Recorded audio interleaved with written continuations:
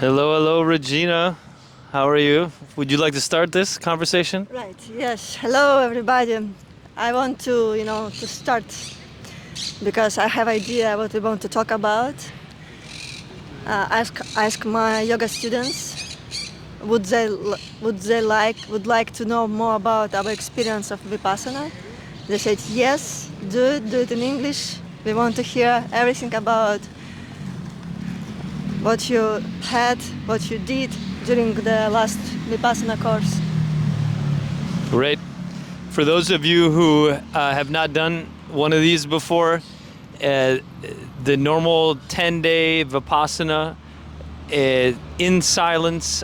Regina sat 10 days in silence. I served, which is like you volunteer to help support everything, to make the food, make sure everybody has everything that they need. So this was my first time doing that. I have sat 3 different times before for 10 days.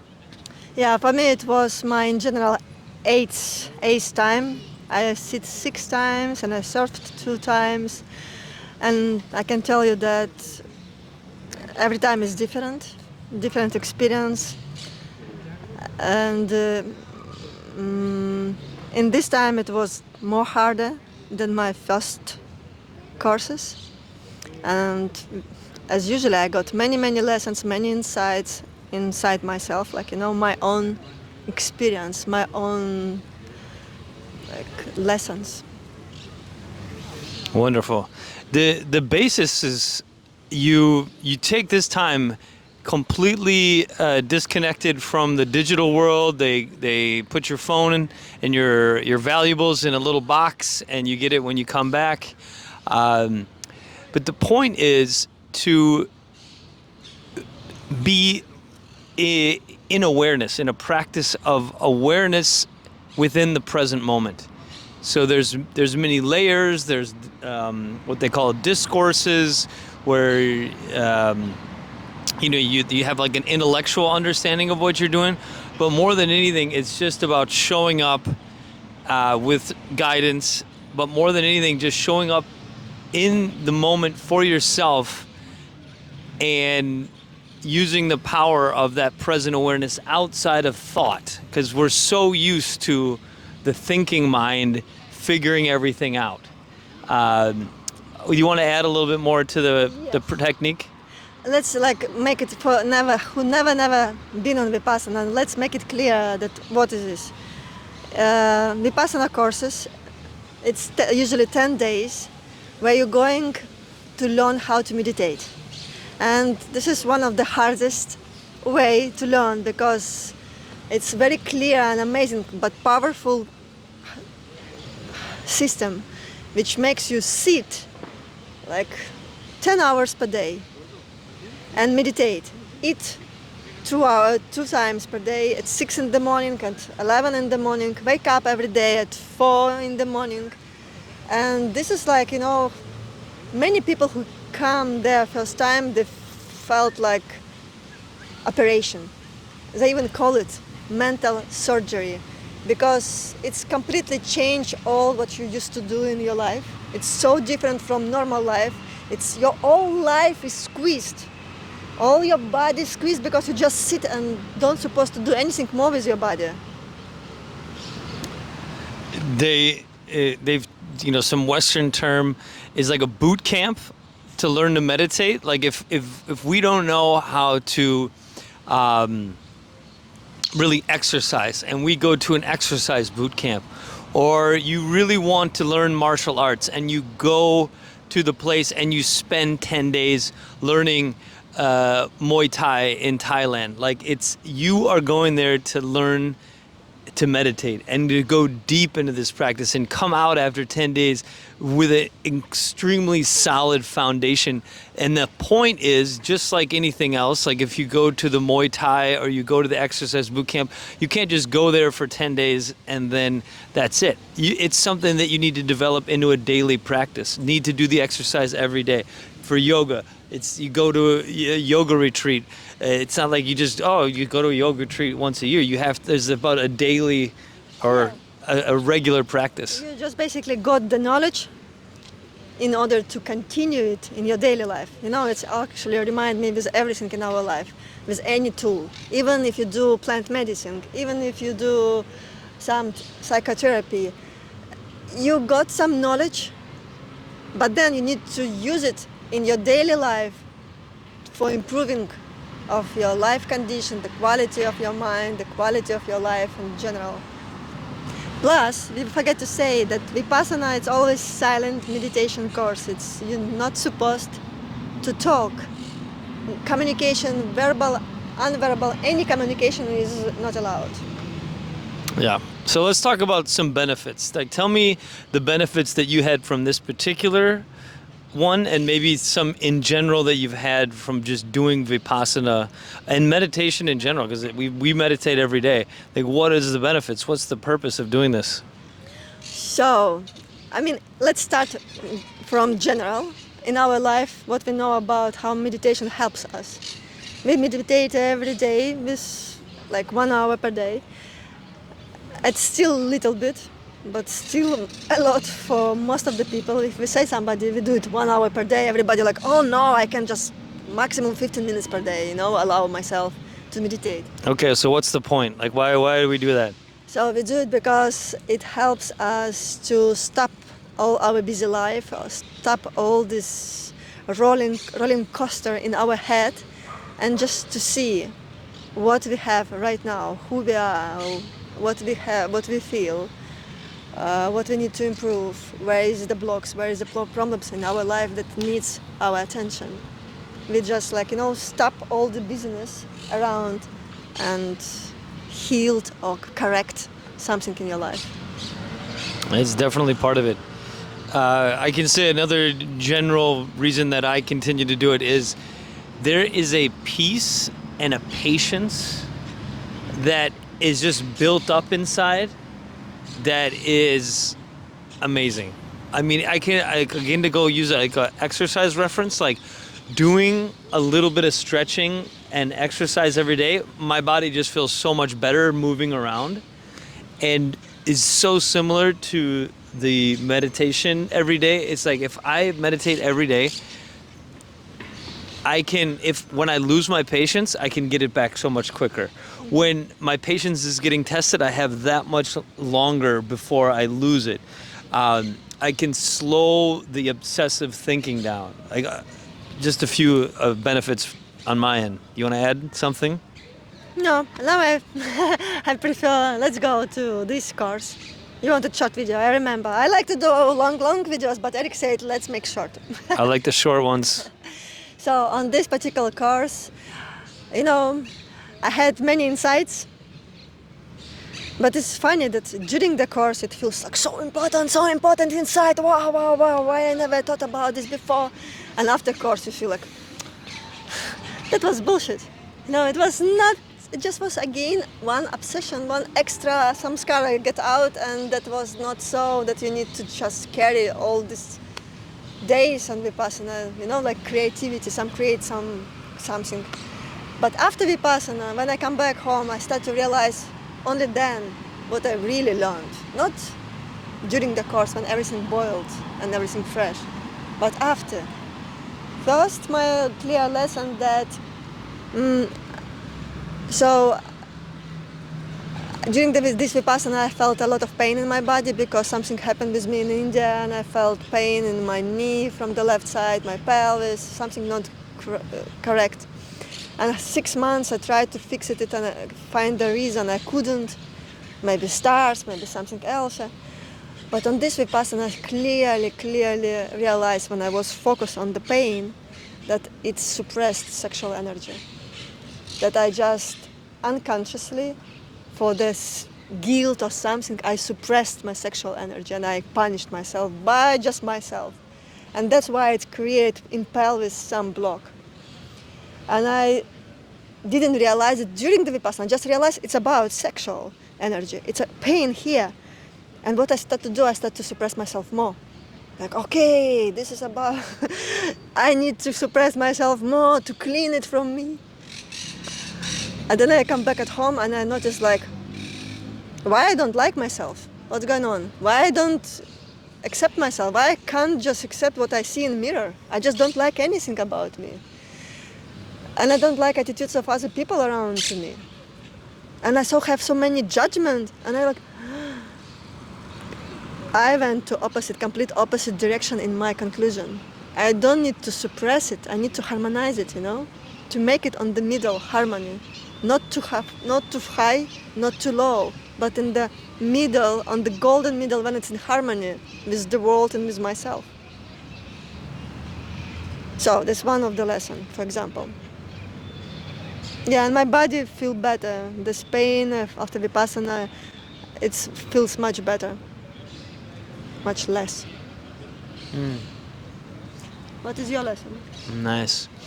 So I had a bit different experience this time than I've had before because of the fact that I could talk.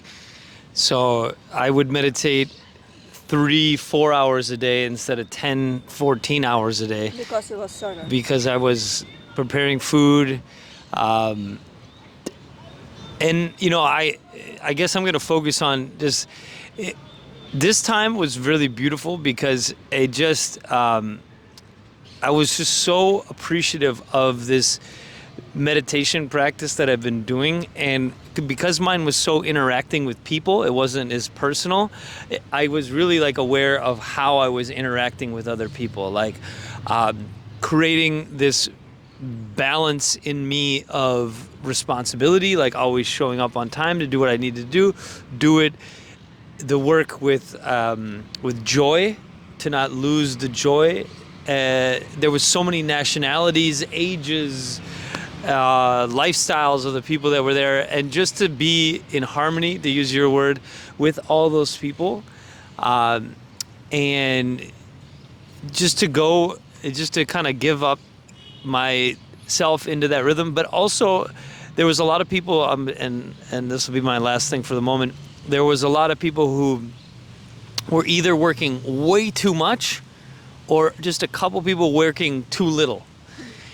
And for me, I was like, wow, these people are burning out. Why don't they take breaks?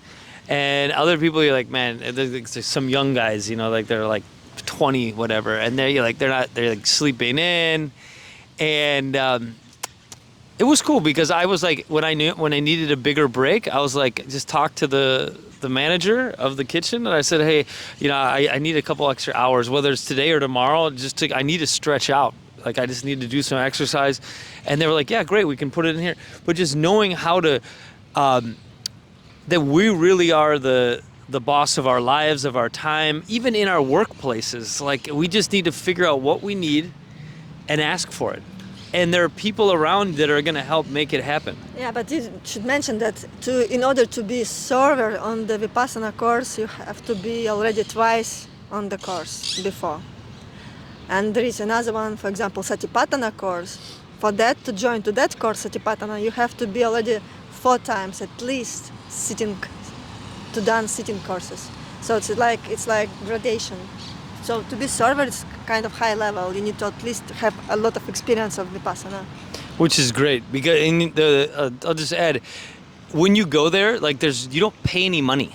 So if you have no money to donate, if you really have no money, it's fine. There's zero pressure to give money, but you want to give something because it's so comfortable. There's all this food that's cooked with love, and it's healthy, and you're feeling great, and the whole facilities are taken care of, and you got a clean bed, and everything's nice. And so plus it exists around the whole world. Yeah, it exists around the whole world. So what happens is somebody's paid in advance for you. And in this case, I didn't give any money because I gave my time and my energy. Mm-hmm. And they're that's even more valuable than the money. I mean, they're the money, you need to buy the food, you need to pay the rent or the mortgage or whatever they have. But it was so clean because they're no, here, take first.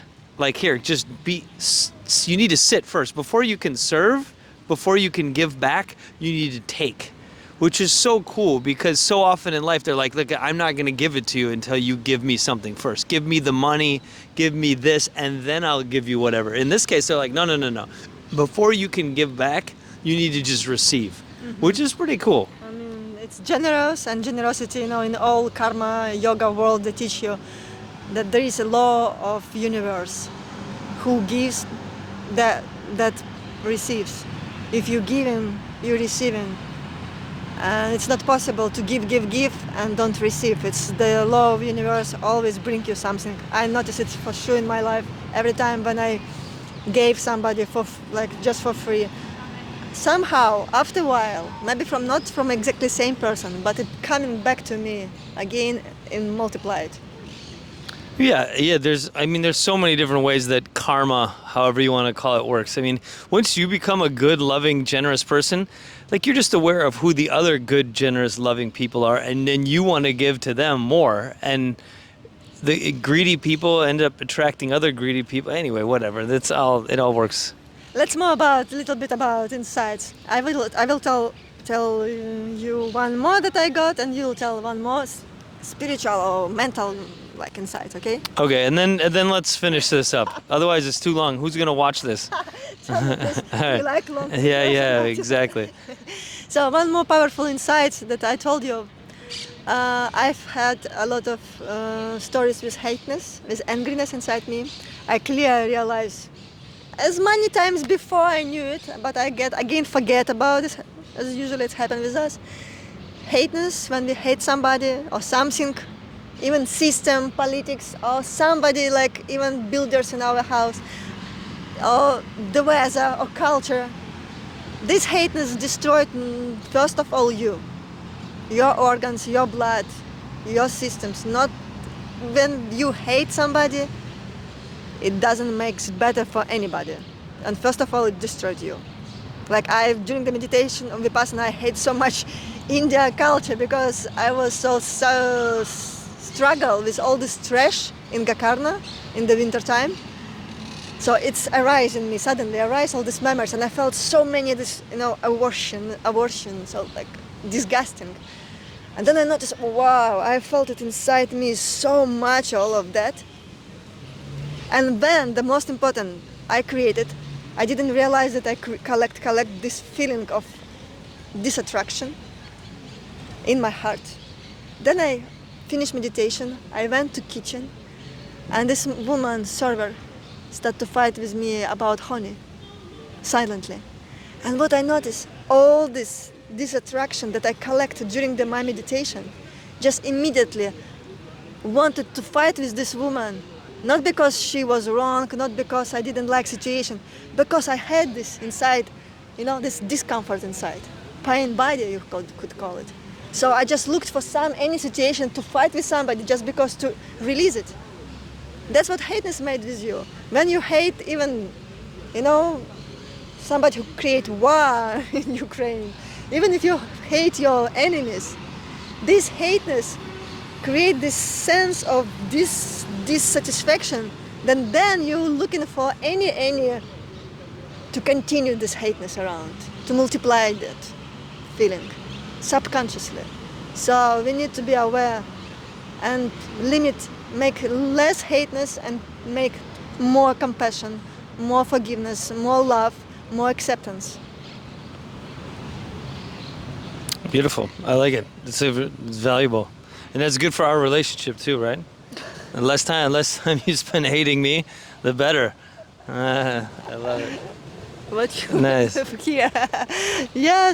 Yes, in the relationship sometimes, it's joke. We don't really hate our partners, but sometimes we're angry on our partners and it doesn't make them better. No, it doesn't make them better if we are angry on our partners. Right. Yeah.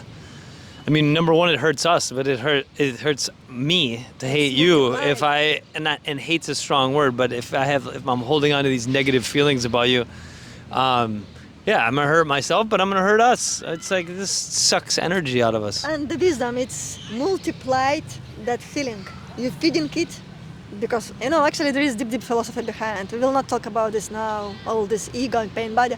But if you're angry on somebody, and you feed the thoughts, it just multiplying them and doesn't bring you any solution. So what you need to do when you're angry on your partner, ask yourself, but what would you like to see from him? What would you like to get from him? what you would like imagine the best version of him. How would you would like to see him? And then tell him about him. Tell him, like, this, like, I wish you'd been like this with me, or I wish you showed me that side of you. I wish I would be more happy, I would be more satisfied or more peaceful. Great. Okay, I think it's time to finish this video. Go inside. All right, then we're done. Yeah. Okay. Yeah, I like short videos. So, you just without one thing, like a general thing for me is, I've been doing this meditation practice regularly for years. So happy about it. Like, it really brings like this deep joy. And I need to go deeper. Like, it's so clear. I spent a lot of my time in fantasy land, is the way I was looking at it. I'm a very visual thinker. There's a lot of like almost like a beautiful dream and a sense of creativity and a lot of like interesting dialogue that when I'm in the meditation, sometimes I'll get like this huge dream that'll come up and it'll come out of what's happening in my life. And instead of just like seeing it, not having attached to it or like pushing it away, I go in and I feed it. And I end up spending a big chunk of my meditation in kind of like a daydream. Do you do comedy stand up in your head? Yeah, and I'm gonna do funny stuff, and yeah, it's weird. It's like historical stuff. So even if I spent my whole meditation in that fantasy land, I still come out and I feel better than if I didn't. But when I really go beyond it, I don't hold on to that. I don't feed energy into it, and I just spend that time in the present moment. I'm so much more powerful. And I just saw that in my meditations when I really didn't play with the fantasies, that I would come out and feel stronger. And if I kind of just have to, and it reminds me like with the gym, if I go into the gym and I do the real exercise and I put the energy in, my body's stronger, I feel better. If I go into the gym, I just by going there, I'm gonna get some benefit. But yeah, for deepening my meditation practice, it was really clear what I need to do. So that was super benefit. Yeah, so you can do Vipassana and just to sit and dreams about sex and mental jerking off, but this is happened with many people who is new. But you actually have to go beyond this dreaming world and do really work, and they will teach you how to do this technique. Exactly. And number one, don't beat ourselves up for doing whatever. When we started meditating after our Vipassanas, because we had both done a meditation retreat before we met, we started doing 20 minutes sitting together. Then we did 30 minutes. Then we did 45 minutes. And then a couple years ago, we were like, no, we're doing the hour. And like they recommend that you do an hour in the morning and an hour in the evening. So maybe one day we'll do more. But it's like, do not beat ourselves up. And then we're finishing this video like right now. So finish one thing and I'm done. Yeah, it's actually the reason why I fall in love in you. Because when I met you, he sit in meditation. I said to him, let's sit and meditate 40 minutes. And he said, okay, let's do it. I was like, what? Nobody never was agree to do with me. No any guy was agree with me to do. Suddenly, I remember in Thailand, we just sat with you on this porch I remember like for 40 or for 1 hour. And I was so impressed that this guy is not normal. He's from my world. Plus, yeah, I checked you from the beginning and I see that you can do meditation. So it was, for me, it was clear sign that I can go for a long journey with this guy. Great. Do you see anyone that like Nice. All right, well, I hope anybody who's watched it all the way to the end, that was enjoyable. If this ends up somewhere on like YouTube or something, leave us a comment. Yeah. And if you've got any questions, if you like the video, like it. And if this is good, then we'll do more. Put like, because nobody put likes, everybody watching and nobody put likes. What's going on? Be generous. Let's start donation from these likes. Okay, I'm not as worried about the likes, but leave a comment and I hope you liked it. Okay, bye.